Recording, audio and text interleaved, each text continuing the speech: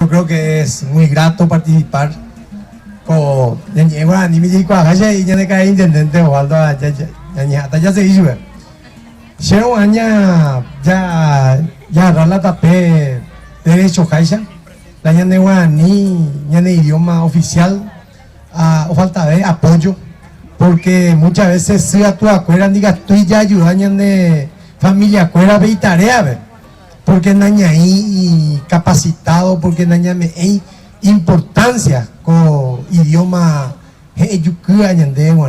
entonces con práctica yayapoa ñaño acompañan bata porque ñaño cote vaya ya yo pore porque no es fácil porque ñaño tiene situación muy en desventaja a operar ñaño unimandera o unir a la de autoridades locales, que gracias a Dios tenemos el acompañamiento del señor intendente, de su señora esposa, la licenciada Liz, que es un boejara también.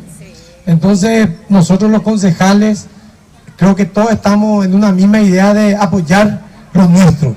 Hemos declarado de interés municipal en la Junta, a pedido del señor intendente varios proyectos, ¿verdad?, que va a ayudar para que esto pueda inclusive traspasar fronteras, porque Ñaco tiene apoyo otro gobierno económicamente y que apoyan de Petimo, porque de construcción ya que cada intendente debe de realidad con periodo cuadro.